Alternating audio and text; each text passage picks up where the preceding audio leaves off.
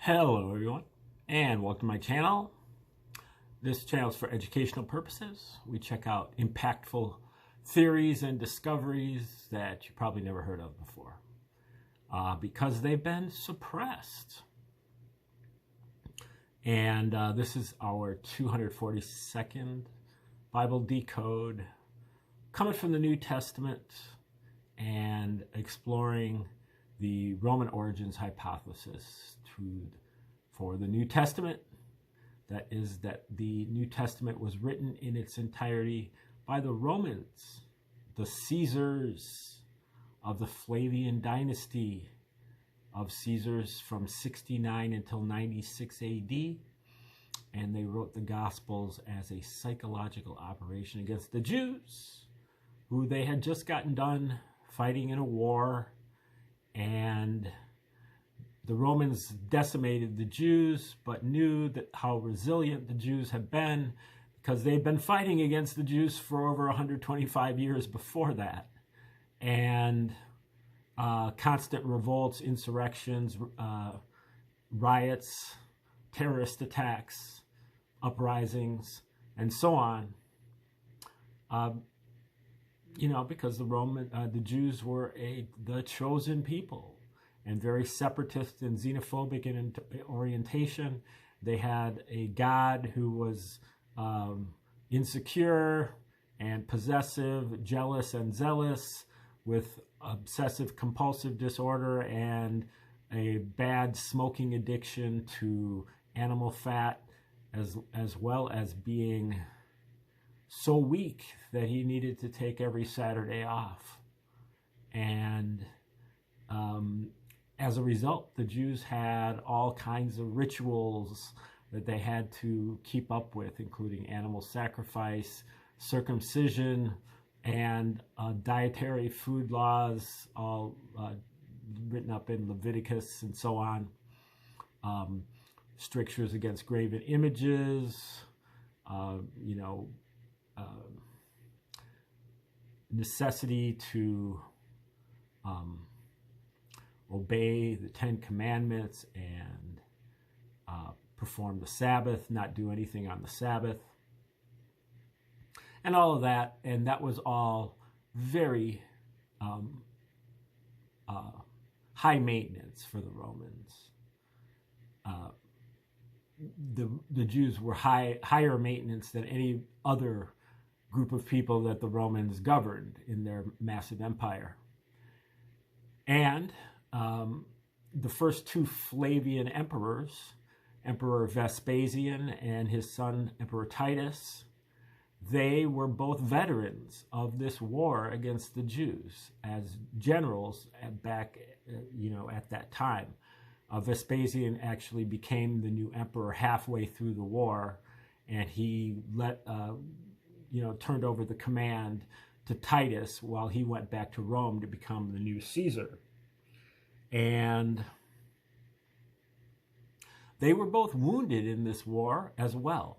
And so you can see the motive for the Romans to run this psyop on the Jews in order to mellow them out, to pacify them, to tame them or domesticate them, to prune them, and really to graft the Romans onto their tradition so that they could get, obeisance from the Jews. They took advantage of the fact that they knew that the Jews were waiting for a Messiah. And the Jews were waiting for a military commander, Messiah, who would help them rise up and defeat the Romans. And there were really at least three self-proclaimed messiahs that did rise up in 66 AD and led to to chase out the Herod King Agrippa II, out of Jerusalem to start this the revolt that started this war. And so these kind of short-lived messiahs were really responsible for starting this war that took the Romans 7 years to put down. And so you can see the motives for the Romans, and what they did is they took advantage of them waiting for the Messiah, and so they wrote an alternative story of a Jewish Messiah who was a Prince of Peace and who believed in rendering unto Caesar what is Caesar, to turn the other cheek to oppression, to walk the extra mile with the Roman soldier's backpack. And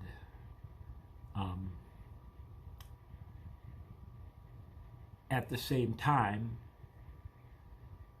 being totally deferential to the Romans, going to the temple and overturning the tables of the Jewish money changers, who were switching out graven images, Roman money, for kosher Jewish money to be spent on the small animals that other Jewish vendors were, hawking for the sacrifice in the temple. And so Jesus is taking direct aim at the Jewish tradition while being deferential to the Romans. And then when we move further on in the Gospels, we discover that Paul is even more pro-Roman and even more anti-Jew than Jesus is, almost as if it was all written by the Romans. Now, the evidence is staggering for this. That's just circumstantial, and also circumstantial is the fact that this is exactly the Romans' MO. They created a number of other religions in the first century for psychological purposes. They had the means and the opportunity, and really they were the only people who had the means and the opportunity to do this because of their vast wealth and because of the fact that they had a monopoly on censorship, distribution, and publishing within the empire. Nobody was writing anything in the Roman Empire unless Caesar approved of it. And the New Testament is written in Greek, which is one of the primary languages of the Romans. Most of the Roman royals were bilingual in both Latin and Greek. But when you get to the direct evidence, it becomes overwhelming. And the direct evidence, you need the key to unlock the code, which is a 7-volume work that the Romans wrote at the same time as the Gospels, which is a history of the war between the Romans and the Jews. This book is called Jewish War, or War of the Jews, and is written by under the name of Josephus, or Josephus. And Josephus is indisputably a member of the Roman royals. He is actually known as Flavius Josephus of the Flavian dynasty of Caesars, even though he was a Flavian only by adoption. And according to his autobiography, he started out as a Jewish military commander in this war, but then he surrendered to Vespasian. And in doing so, he recognized that God now favors the Romans and not the Jews, and so he defected to the Romans. And then he predicted that Vespasian would one day become emperor, and when Vespasian did become emperor, he pardoned Josephus, brought him to Rome, made him one of the court historians, set him up at a townhouse at Caesar's palace, and adopted him as a member of his family. And in other words, there's great doubt that someone named Josephus even existed, and that he might be a pseudonym for a different Roman royal, another one of the court historians, or possibly an amalgam of several different people that were all on the same team writing up these this war of the Jews and also the Gospels. Because if you read War of the Jews and the Gospel side by side, you will see so many different parallels that it will be obvious that they were written by the same people at the same time for the same reason. Michael Menescotts dug into the book of Luke and found that there were over 250 parallels between War of the Jews and just the book of Luke. And those parallels, when graphed on a chart, you plot a point for each one of the parallels at its proper location using Luke on the vertical axis and War of the Jews on the horizontal axis. They form 5 almost perfect letters in Latin, the other language of the Roman Caesars. The Romans literally signed their names. APTVS are the letters, Titus and Vespasian. The Romans literally signed their name to the book of Luke, just so that you would one day discover that this is what happened. And I'm sure they didn't think it would take almost 2,000 years. Also, there are Joseph Atwill in his book, Caesar's Messiah, found many, many different similarities between Jesus's ministry in Judea and General Titus's military campaign in Judea. Jesus's ministry, every place that Jesus goes, Titus goes, or vice versa. And at each location, they go to these locations in the same order. And at each location, they experience parallel events. And these parallel events are spaced out by exactly 40 years. So,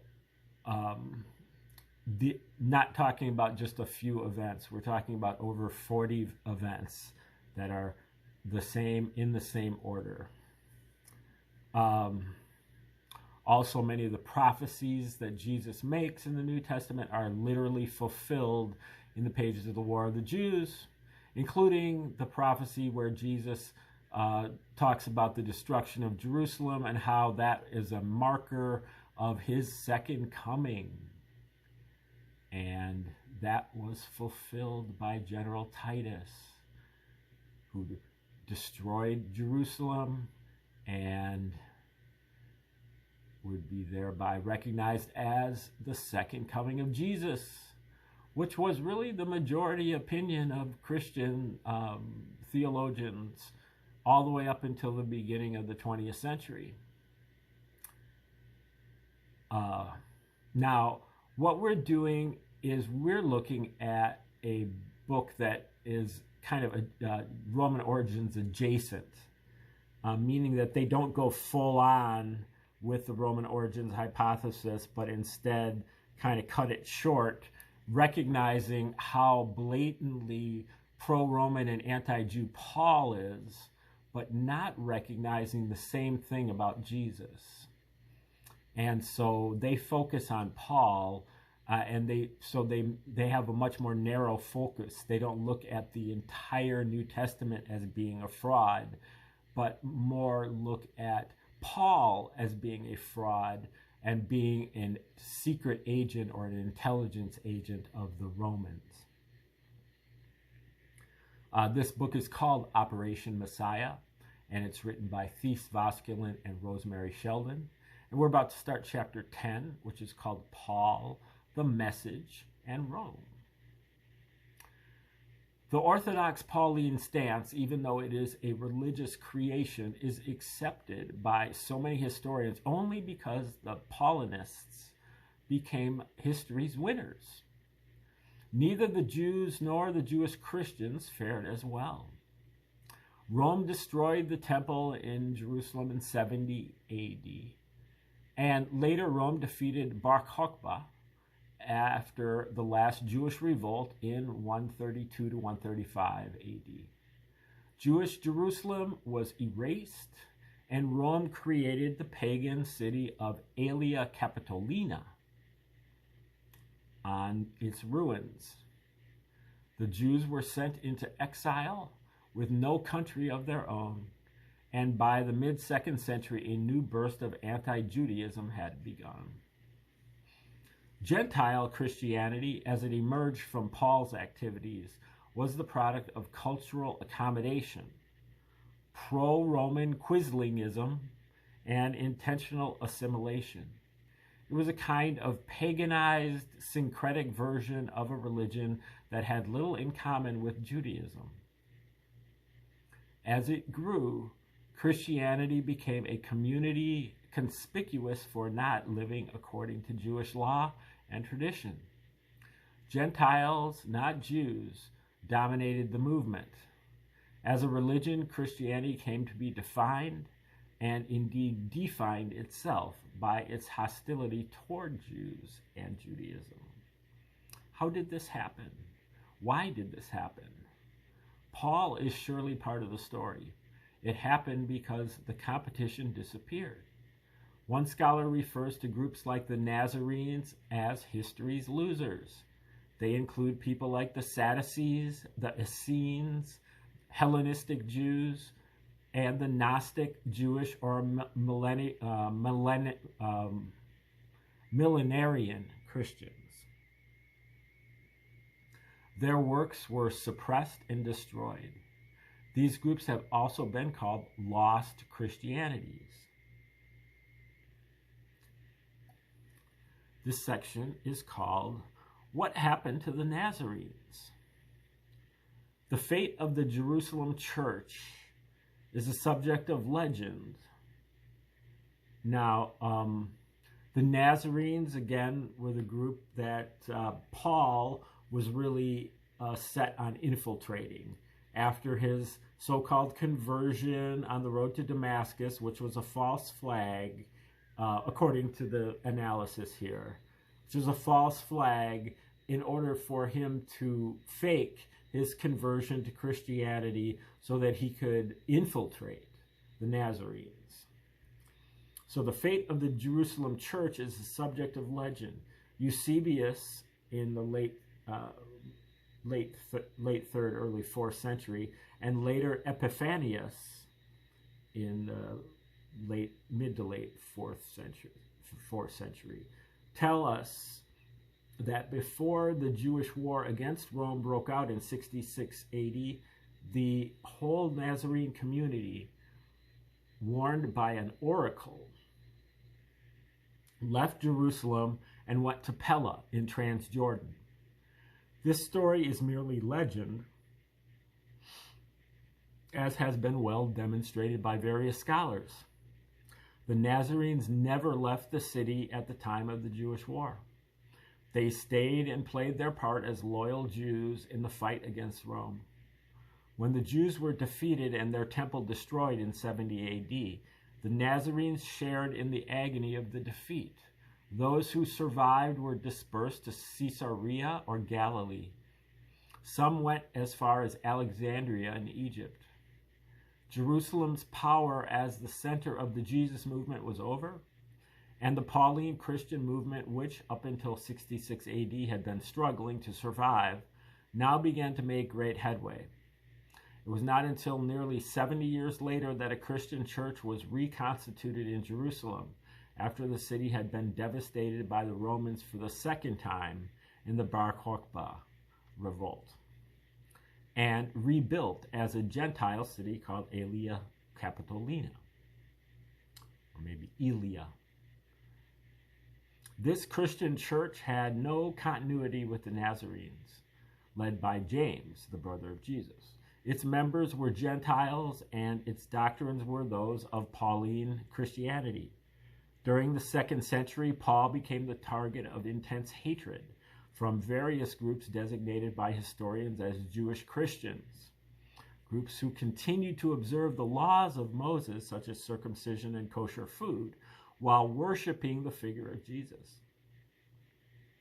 The Nazarenes obviously saw it as their task to undo the evil which they believed Paul was doing with his law-free gospel. For them, Paul was the arch-enemy, one who had repudiated the Torah, not just for Gentiles, but also for Jews. One splinter group, the Ebionites, reached the conclusion that no real Jew could possibly have written such negative things about the Torah.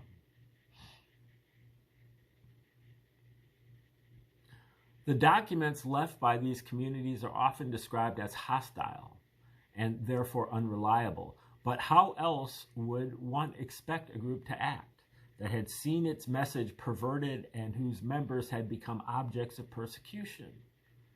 Later Christians attempted to claim continuity with the Nazarenes, whom they commonly referred to as the Jerusalem Church. They denied the rift between Paul and the Jerusalem elders as evinced in Acts. Since some of these new Christians had come from Pella, the Pella legend was developed to give them legitimacy. Jerusalem lost its centrality to Christianity, although it remained the center of Jewish worship. The center of Pauline Christianity was forever Rome. The descendants of the Nazarenes, now scattered and poor, were referred to as the Ebionites, which I think just means the poor. From the Hebrew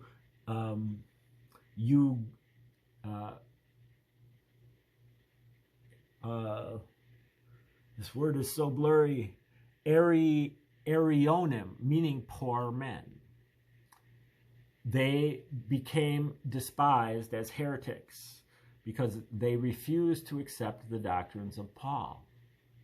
The fact that this same group was called Nazarenes connects them with the Jerusalem elders. This term was applied both to Jesus and also to his followers in Jerusalem. One scholar points out that in Jewish rabbinical writings, the name used for Jesus' followers is similar to Nazarenes, Notzerim, Notzerim, which now in modern Hebrew has come to mean non-Jew.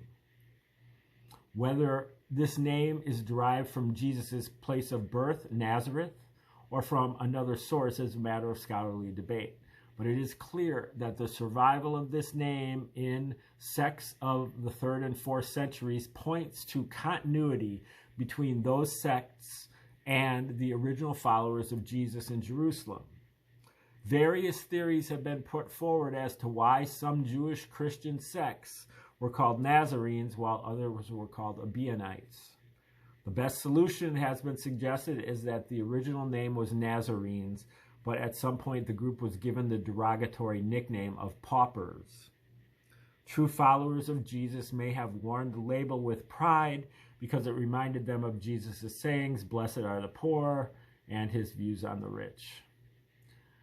By the same logic, the accounts of the later church historians are hostile to any group that does not follow their Pauline party line. Isolation of the Nazarenes from both Christianity and Judaism subjected them to outside pressures that could give rise to some strangely mixed and syncretic religious forms. A certain Cerinthus, founded a sect of Gnostic Ebionites that combined belief in the humanity of Jesus and the validity of the Torah with the Gnostic belief in a demiurge or creator and a high God. These were Nazarenes who believed in the Torah, but some also believed in the virgin birth of Jesus and in his divine nature. Most Nazarenes or Ebionites, however, held fast to their original beliefs, which we find mentioned again and again, even in the Christian sources. They believed that Jesus was a human being, the biological son of Joseph and Mary, that he was given prophetic powers by God, that he was an observant Jew who was loyal to the Torah, which he did not abrogate, and therefore the Torah remained fully valid. They believed Jesus' message had been distorted and perverted by Paul, whose visions were diluted and who had falsely represented Jesus as having abrogated the Torah. Sources written by these people should be considered for the traditions they preserve, because they are the closest thing to continuity we have with the Nazarenes. Although the Ebionites wrote an additional scripture or gospel, it is unfortunately now lost, having been suppressed by the Pauline Christian Church, together with other Ebionite writings. The gospel supposedly contains sayings of Jesus. What remains of the testimony of the Ebionites has been preserved in three forms. First, there are the summaries of their beliefs found in Justin Martyr, Irenaeus, Hippolytus, Tertullian, Origen, Epiphanius, and Jerome. And these range all the way from like the mid-2nd until the 4th century. These all confirm that the Ebionites opposed Paul as a false apostle. The second source consists of the Pseudo-Clementine writings. These were documents preserved as Orthodox patristic works because they were falsely attributed to the authorship of Pope Clement I, who was popularly supposed to have been a disciple of Peter himself.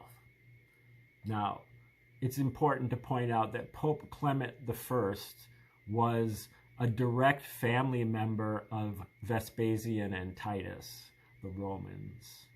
So the first pope, or well, I guess Peter would be the first pope. Clement would be the second pope. Some people say maybe there might have been a couple others in between. He says it's supposed to have been a disciple of Peter himself.